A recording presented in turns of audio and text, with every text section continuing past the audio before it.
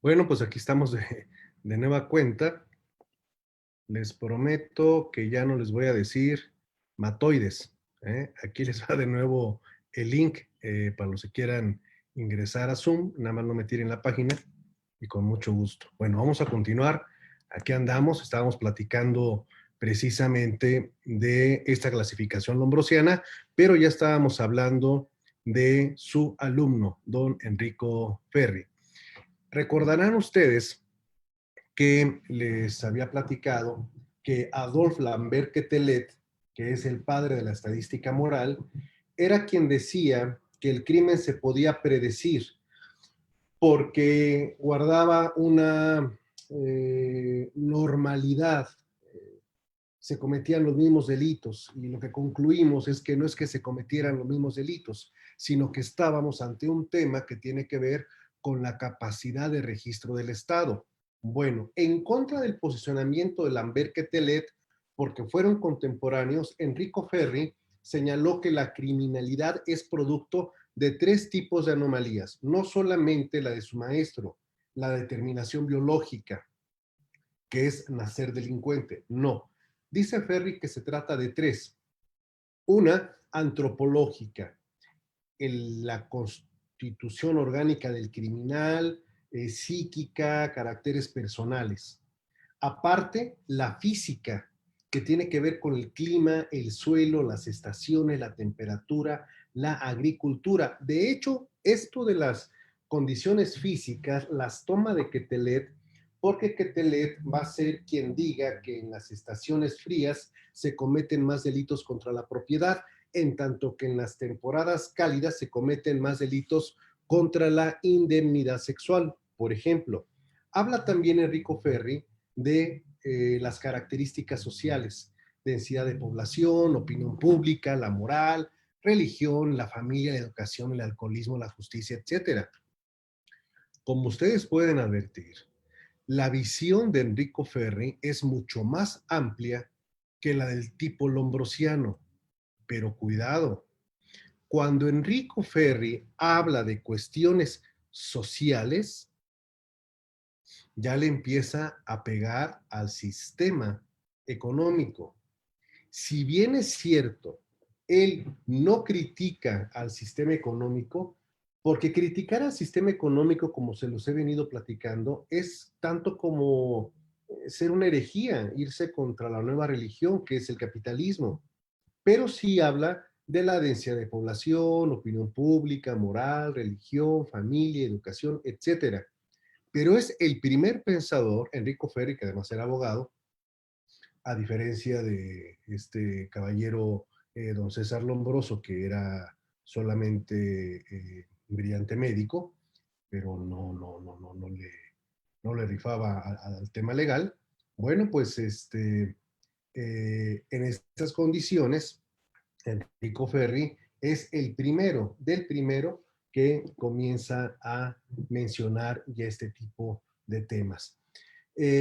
Habla, fíjense, de que la pena es una situación que no va a resolver el problema porque es un asunto de profundas raíces sociales.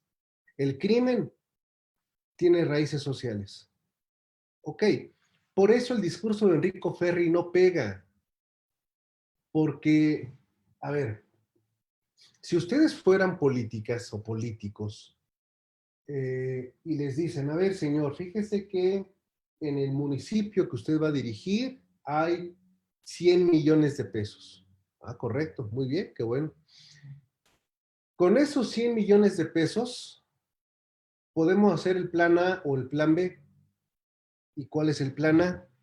El plan A es invertirlo para que haya mayor productividad en la tierra, apoyar a los campesinos, a la salud, la educación, plantar arbolitos, pero todos esos efectos se van a ver dentro de 30 años, pero eso va a provocar que así se siga, porque está usted modificando las condiciones.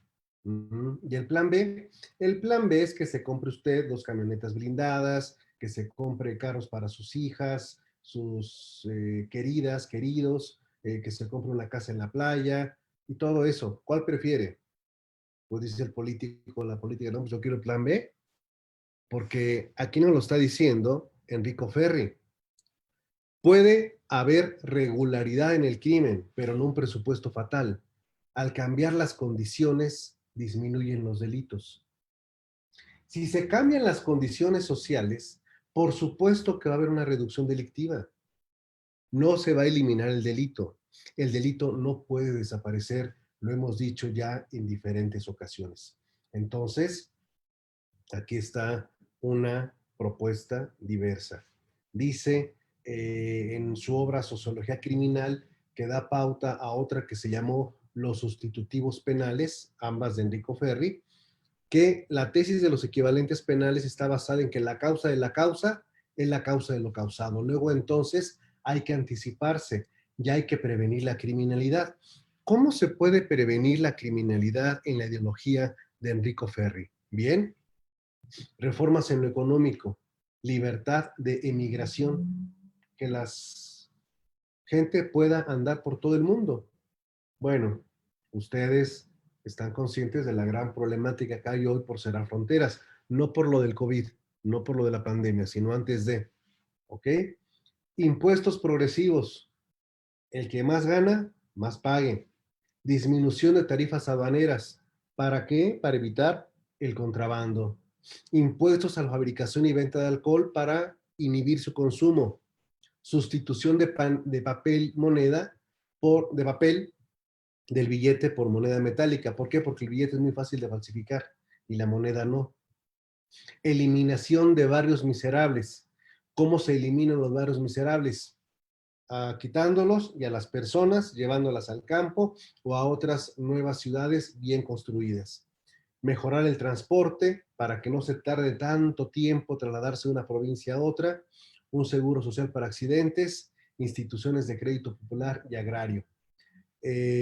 Por ejemplo, pide simplificación de leyes, defensor de oficio, centros de apoyo para madres solteras, patronatos de reos liberados, prohibir procesiones públicas para no generar fervores religiosos, prohibición de conventos para que no haya tantos abortos y delitos sexuales, reducción de lujo en las iglesias para que no haya robos de arte sacro, permitir el matrimonio en los ministros eclesiásticos para evitar la pederastía, obligatoriedad del matrimonio civil para conseguir empleo y lograr una estabilidad. Un trabajador casado es más responsable que el soltero. Siglo XIX. Estamos hablando del siglo XIX. Es decir, en un momento en el que pues la corriente va hacia otra forma de trabajo. Entonces, ustedes pueden ver aquí en esta situación quién va a estar de acuerdo con una política como la que está proponiendo Enrico Ferri. Pues no creo que sea una política que le agrade a muchas personas, ¿verdad?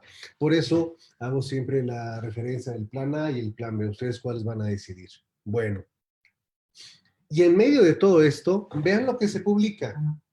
En 1859 ha de haber algo putrefacto en la médula misma de un sistema social que aumenta su opulencia sin reducir su miseria y aumenta en crímenes aún más rápidamente que en números. ¡Sas! Esto es algo muy fuerte. Esto es algo muy fuerte porque está yendo directamente al corazón del nuevo movimiento político. Está buscando, pues en algún momento dado, poner énfasis en que algo está incorrecto. Algo putrefacto en la médula misma de un sistema. Vaya. Este comentario va a reducir en una parte lo que nos quiere transmitir el autor. A mayor acumulación de riqueza, mayor acumulación de miseria. ¿De quién estamos hablando? De Carlos Marx. Carlos Marx se va a convertir en el mayor hereje contra la religión dominante, que es la del capital. Carlos Marx irrumpe para decir no, la forma en cómo se está conduciendo la acumulación de capital no es la correcta, va a generar más problemas que beneficios. Carlos Marx, entre muchas cosas que dice, señala, los filósofos se han encargado de interpretar el mundo, pero de lo que se trata es de transformarlo. Esto le va a originar muchas críticas, sí, pero más críticas le va a originar el oponerse al nuevo sistema burgués.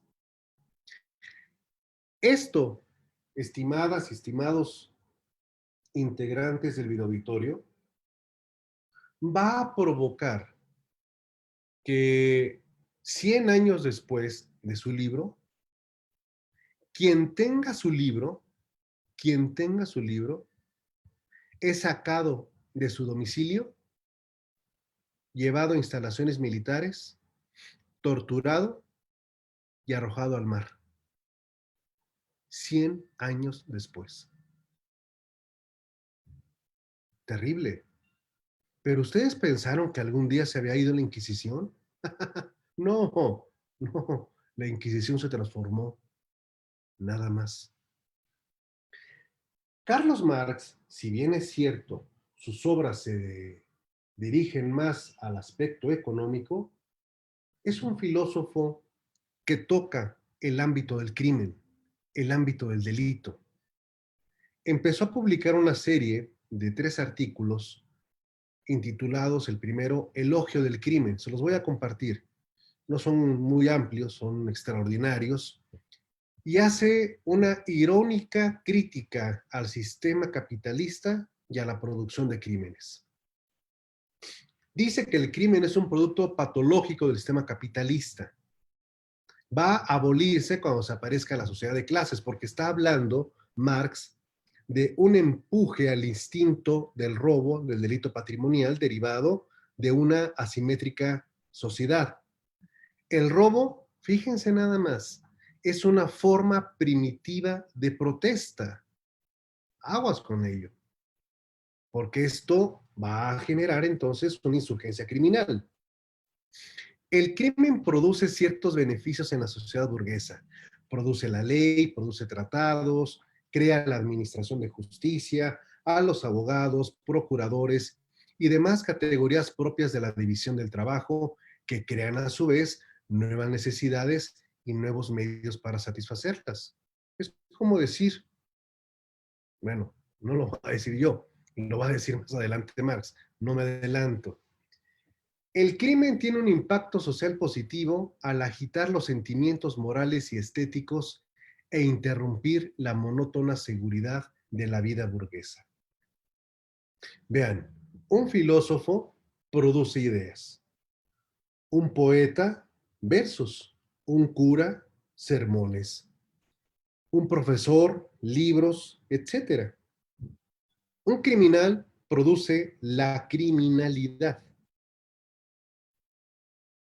Pero si las relaciones entre esta rama llamada criminal de la producción y toda la actividad productiva de la sociedad son examinadas más de cerca, vamos a tener que empezar a entenderla y abandonar prejuicios. Porque vean, el criminal no solamente produce la ley, sino también produce al profesor que da cursos sobre el tema de la ley criminal y de la criminalidad. Saludos, Carlos Marx. Y al mismo tiempo, el inevitable libro de texto en el cual el profesor presenta un acrecentamiento en los bienes materiales sin contar el placer que da al autor de dicho libro. Como ustedes pueden observar, aquí en esta cuestión el gran Carlos Marx nos está indicando que existe una actividad económica vinculada al crimen. ¿Seríamos o habrían penalistas si no hubiera crimen? Produce todo un aparato policíaco, administración de justicia, detectives, jueces, jurados, y todas estas profesiones diferentes se constituyen otras categorías de la División Social del Trabajo, desarrollando habilidades diversas en el espíritu humano, nuevas necesidades y nuevos medios de satisfacerlas. Fíjense lo que se atreve a afirmar Marx. La tortura misma ha permitido la invención de técnicas muy ingeniosas, empleando una multitud de trabajadores honestos en la producción de esos instrumentos. El crimen, entonces, es un negocio redondo. El criminal produce una impresión un tanto moral, un tanto trágica y rinde un servicio, picando en lo más vivo los sentimientos morales y estéticos del público.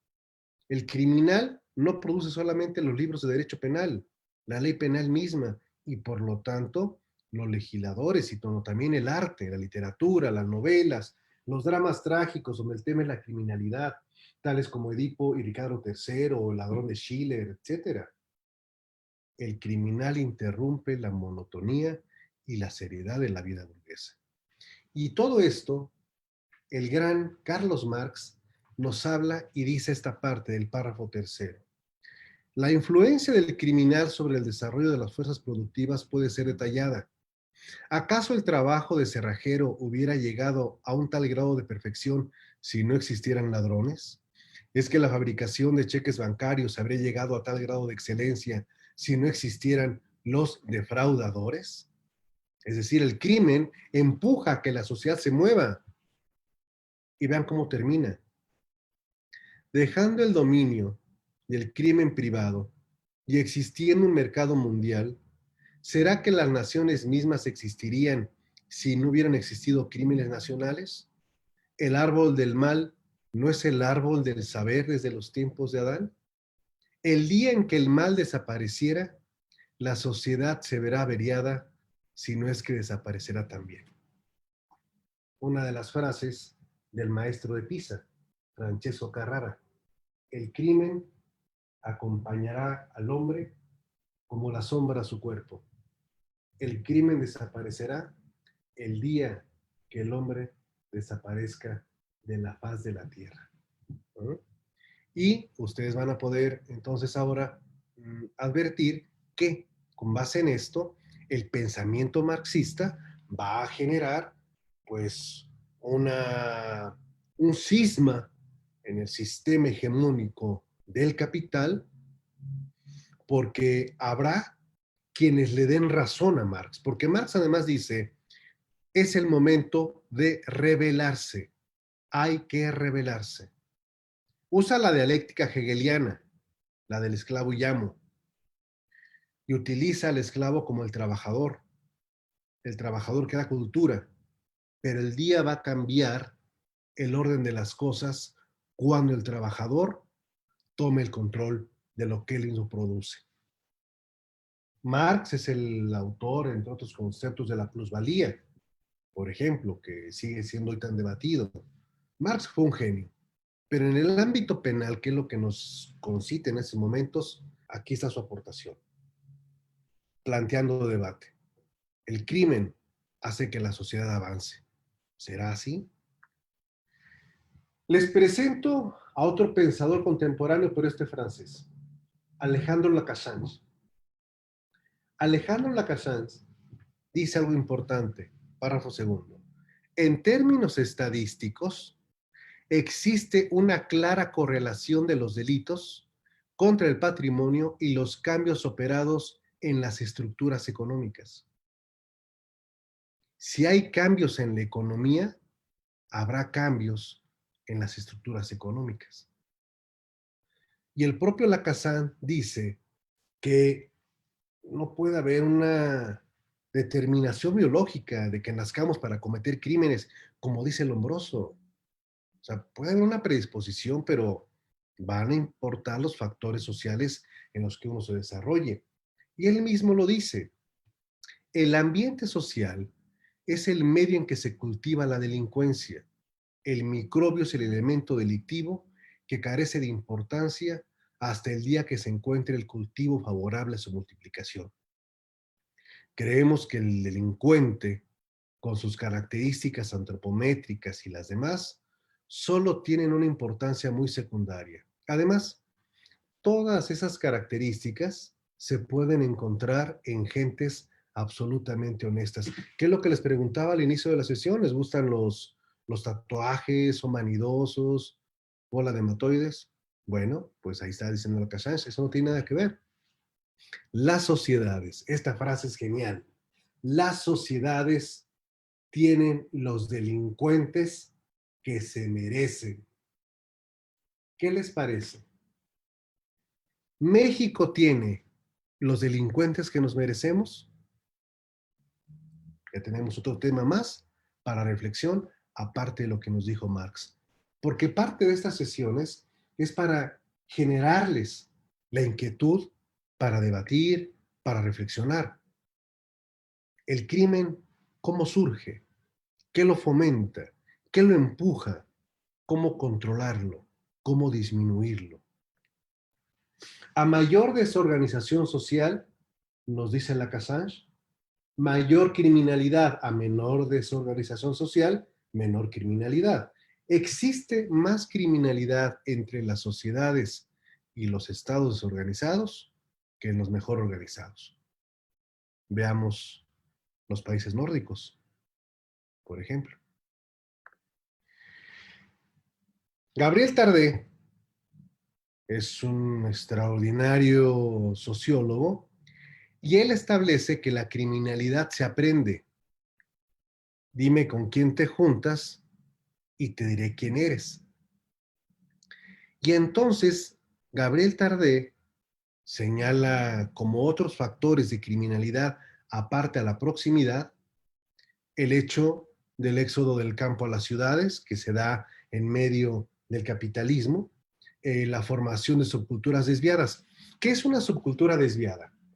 Cuando un grupo de campesinos, puede ser incluso una familia campesina, llega a una ciudad, la ciudad no la acepta porque no tiene las acciones, actuaciones propias de la ciudad, porque conservan sus tradiciones y esas son rechazadas, porque la ciudad de la ciudad es el centro de operación, no es el campo.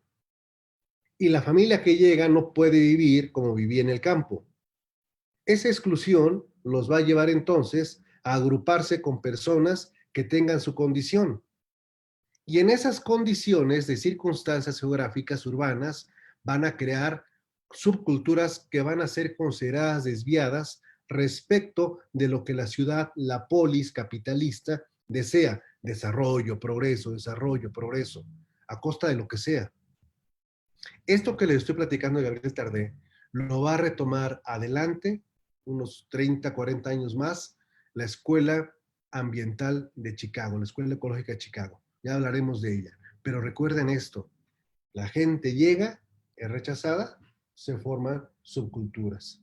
En Estados Unidos, para no irnos tan lejos, el caso de Los Ángeles, East LA. ¿Quién me puede decir la diferencia entre East LA y Beverly Hills? Es abrumadora. En East LA está la mayoría de nuestros latinos que están trabajando, algunos haciendo sus travesuras, desde luego, que las otras zonas. Y entonces vienen las distribuciones geográficas derivadas de esto. El estudio de la sociología criminal es fundamental para poder entender el fenómeno delictivo.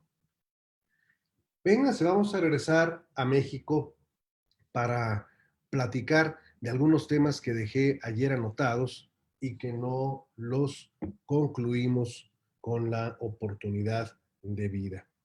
Eh, Ahí estamos en México. Miren, les presento a este personaje. Vean el porte nada más. Este señorón, este señorón es el ídolo del occidente. El ídolo del occidente. Este señor trabajaba en una hacienda. ¿Y qué telenovela ni qué nada? Este señor se enamoró de la hija del hacendado y la hija del hacendado se enamoró de él. Pues se la llevó, se fueron y lo detuvieron al bote. Salió del bote y fue a buscar a la hija del hacendado y se volvieron a ir, pero se fueron para la sierra. Y entonces el papá, que era poderoso económicamente, le pide al incipiente ejército, al coronel a cargo, que recupera a su hija como de lugar. Como no logra encontrar al enamorado que con cuya pareja está en la sierra, agarra a la mamá, se la lleva a la plaza pública y a azotarla. A la madre de él, que nada tenía que ver. ¿Saben cómo se puso este men? Se puso como loco. Armó, consiguió armas, habló con su gente, bajó de la sierra y fue a matar al que le pegó a su madre. Y a partir de ese momento se convirtió en un bandolero que transitó a político, a líder. Si alguien en Nayarit le debe a alguien algo por haberse creado Nayarit y dejara de pertenecer a Jalisco, ese hombre es él, Manuel Lozada, el tigre de Álica. Una historia de amor, de intriga, traiciones, política, asesinatos, etcétera. Manuel Lozada, el tigre de Álica. Él era un indio Cora y él fue el que más impulsó que Nayarit, que Tepic sobre todo, al cual amaba, formara parte de Jalisco. Era el séptimo cantón de Jalisco, Tepic. A él se le debe, al gran tigre de Álica. ¿Qué pasa con la mujer en el México decimonónico, en la segunda parte del siglo decimonónico? Bueno, desgraciadamente tenemos ahí una situación eh, muy problemática. Realmente sí. Muy mala, de mucha violencia. Pues porque hay una construcción de la violencia muy, muy lamentable.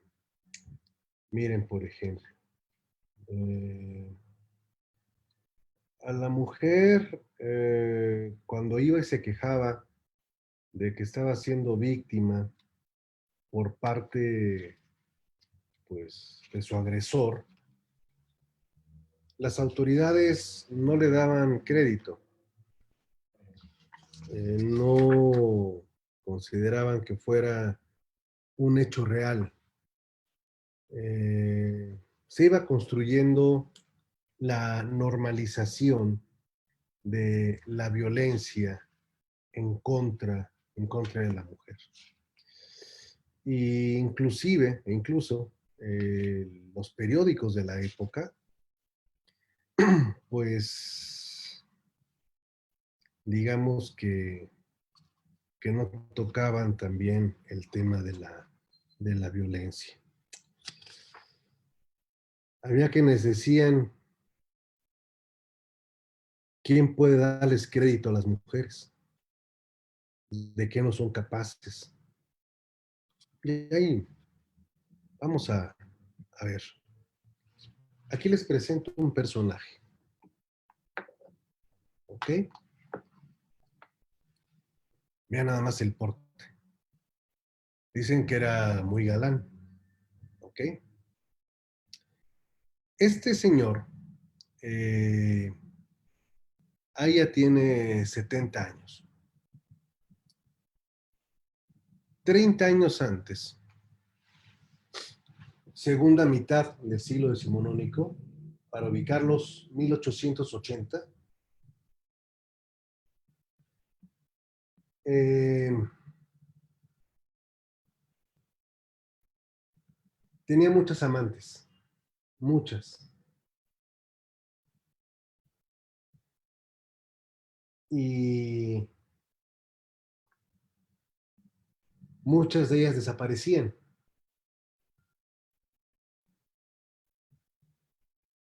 Y cuando eran encontradas destripadas y degolladas.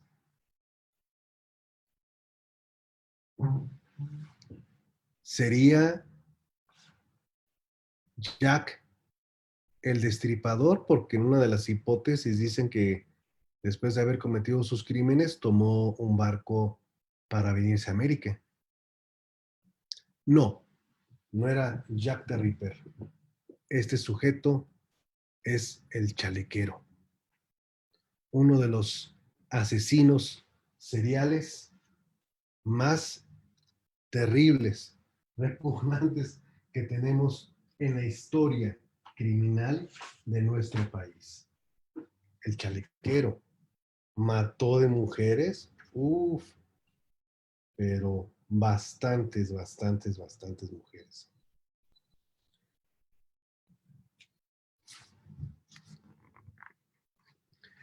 La violencia más rutinaria contra la mujer era minimizada tanto por la prensa como por el sistema judicial. Los tribunales interpretaban la mayor parte de los casos de violencia doméstica de la misma manera en que veían la violencia entre personas del mismo sexo en los pobres de la urbe, una característica de las áreas menos civilizadas de la vida urbana, pero un asunto del que no había que preocuparse demasiado. Esta falta de preocupación se refleja en la relación entre crímenes y sentencias o condenas, tasa que resulta exageradamente baja tratándose de crímenes sexuales. Por ejemplo, entre 1897 y 1900, solo se condenaba a 1 de cada 5 procesados por violación. 1 de cada 5.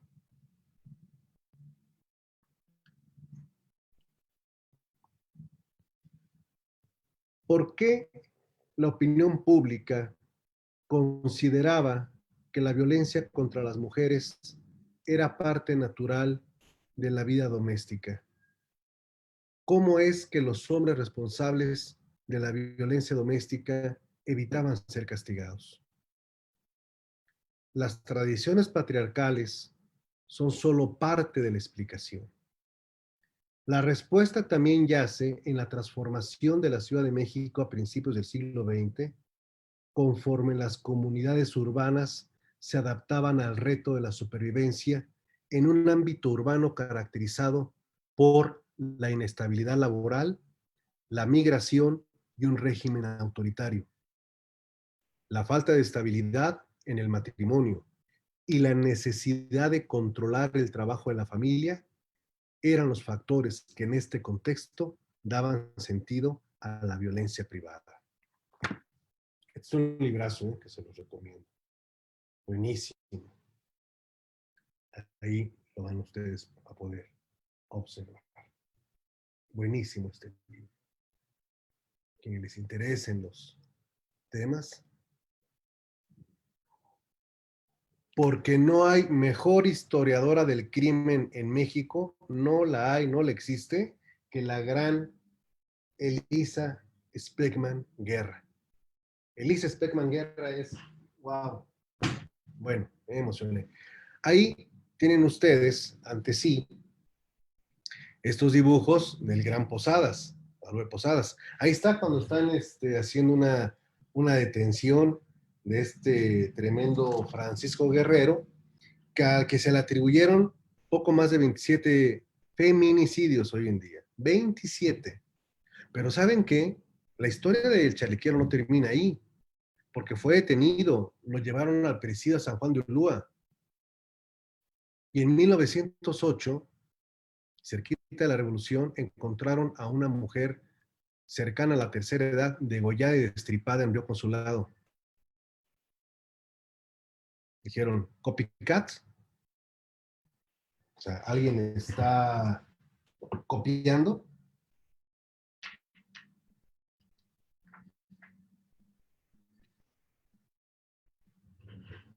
No,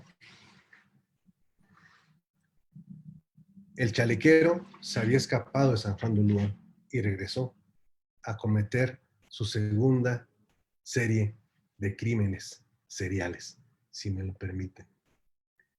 Fíjense cómo se referían al chalequero, porque es muy importante. La figura de Francisco Guerrero, alias el Chalequero, constituye uno de los arquetipos criminales más interesantes del porfiriato. Asesino de mujeres, violador y degollador temible del barrio de Peralvillo, ahí nació. Emparentado, según criminalistas de la época, con Jack el Destripador y el Marqués de Sade. Su larga trayectoria de casi 25 años hizo que se incrementara notablemente su fama y su peso en las conversaciones callejeras o de fondas, restaurantes, cantinas, cafés y pulquerías de la Ciudad de México. Y bueno, pues tiene ahí cantidad de historias que es importante decirles a ustedes que la existencia de este criminal permitió, diría Marx, el avance de la ciencia criminalística en México, porque un reportero de la Nota Roja, con el interés de darle seguimiento a este asesino, empezó a estudiar los temas criminalistas y se ha convertido en un gran científico y en el primer criminalista mexicano, Carlos Romañac. Carlos Romañac tiene mucha obra, está disponible no para bajar en PDF, pero sí para poderla adquirir. Les paso los datos, como es Los Crímenes en México. Extraordinaria obra. Un reportaje, un reportaje de la época sobre el chalequero, vean cómo lo describe. No es un criminal vulgar, de esos que se amedrentan ante el impreciso fantasma de su crimen, ni de esos pusilánimes que después de cometido el crimen no tienen reposo, pues lo persigue la imagen de su víctima. No, no, no es de esos. Es un hombre que mata, que se ensaña con aquellos que elige para aniquilarlos. Es un rebelde irredento. Wow. Y hay otra descripción por ahí que hacen de él en el que utilizan prácticamente la descripción lombrosiana. Nada más que aquí ya se me escondió, pero lo he de encontrar y se los he de... Ah, no, aquí está, aquí está, aquí está. Dice, vean, los signos degenerativos que el procesado presenta son físicos: viciosa implantación de los dientes de la mandíbula inferior, desproporción y desarrollo de las manos, ligero prognatismo superior y frente deprimida y psíquicos, disminución marcada del sentido moral, debilitamiento de la voluntad y violencia de carácter. Es, por tanto, un degenerado inmoral violento. Dentro de las más recientes clasificaciones de la antropología criminal moderna, puede ser incluido entre los criminales natos. No eres, lo que les acabo de leer es lo que dijo Carlos Romañac, pero vean el editorial de un periódico dedicado al chalequero. No eres un refinado, eres un ignorante, un oscuro hijo de la miseria y el delito. Te engendraron allá abajo, en las tinieblas del fondo social. Eres un incompleto, perteneces a la humanidad embrionaria. Tus sentimientos son rudimentarios, tu conciencia es confusa, tu niñez fue probablemente maliciosa y taimada, tu juventud desenfrenada y ardiente. Eres un epiléptico, un degenerado, un enfermo. Bienvenido el positivismo científico a nuestro país, a México, donde, gracias a don Carlos Romañac, que no lo hizo con esa intención porque él está estudiando la cientificidad de la época, va a provocar que en el porfiriato el crimen sea atendido bajo el criterio de que el mexicano es delincuente por cómo nace, no como lo hace. A propósito de ello, quiero recomendarles un libro que lo anduve buscando, buscando y buscando, y no les ha pasado que buscan sus libros y no los encuentran. Si les dijera cuántos libros me hacen falta, pero bueno, no estoy aquí para quejarme, que se llama Génesis del crimen en México, de Julio Guerrero. Génesis del crimen en México, de Julio Guerrero. Lo escribió en 1900, todavía forma parte de este siglo que estamos atendiendo, decimonónico. No se los voy a spoilear, pero sí léanlo, porque en una de las partes, don Julio Guerrero dice que somos propensos al crimen por flojos. Ándele. Bueno, Julio Guerrero sigue después de Carlos Romañac, sería el segundo gran criminalista mexicano que se interesa por los factores del crimen. Aquí están viendo ustedes obras de este célebre Guadalupe Posadas, ahí del Chalequero, extraídas precisamente de las propias confesiones que hizo el Chalequero sobre su modus operandi para llevar a cabo sus crímenes.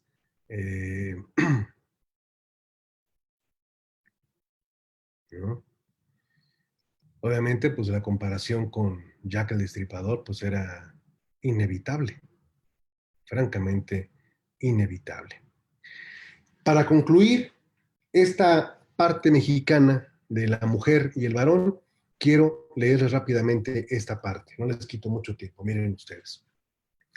En 1893, en Querétaro, el comerciante Reyes Rivera, de 26 años, hirió de gravedad a su esposa María Antonieta Ángeles, golpeándola con una piedra, porque estando hospedados en un mesón de la ciudad, un desconocido, ándale, miren nada más qué frase, se había acercado a ella al amparo de la noche, es decir, le dio el arrimón. Al poco tiempo, y como consecuencia de la herida, María Antonieta falleció, no del arrimón, sino de la pedrada. Y Rivera, su esposo, fue procesado por el delito de homicidio calificado, alcanzando en primera instancia la pena de muerte. No obstante, ni el propio fiscal estuvo de acuerdo con la sentencia, o sea, su acusador, pese a que el acusado era reincidente, porque le habían consignado por haberla atacado previamente con un machete. En la apelación, el abogado defensor de este sujeto justificó a su cliente exponiendo que la conducta de ella le había enajenado, o sea que ella era culpable de su muerte. En tal situación, cuando se atacan de una manera tan ruda los fueros más sagrados del hombre, cual es su vida social, cuando se le burla en lo más íntimo de su afecto e ilusiones, cuando se le quita su mismo honor, digo, en esa situación, ya llevado Rivera de los celos justos, pues que los aducía de presunción vehementísima, no era dueño enteramente de sus actos. Por más que el primer ímpetu hubiera ya pasado, los celos venían haciendo mella en su alma y rebosando de sentimiento justo su corazón, tenía por precisión que dar un desenlace funesto. Obvio que se está basando en una posibilidad que establecía el Código Penal de la época sobre la comisión de delitos en estado, aunque no era esa la definición de emoción violenta, porque la emoción violenta la vamos a tener hasta el siglo siguiente, pero sí en estos momentos de alteración. Porque déjenme decirles que inclusive, de acuerdo a la legislación penal de la época que les voy a leer en la otra sesión, el estado de embriaguez completo era excluyente de responsabilidad. Ándele. En las líneas anteriores se puede apreciar la presencia de otras cuestiones además de la del honor. Por un lado, se habla de los celos de reyes como un sentimiento justo y el arrebato pasional del que se culpa pues a la mujer.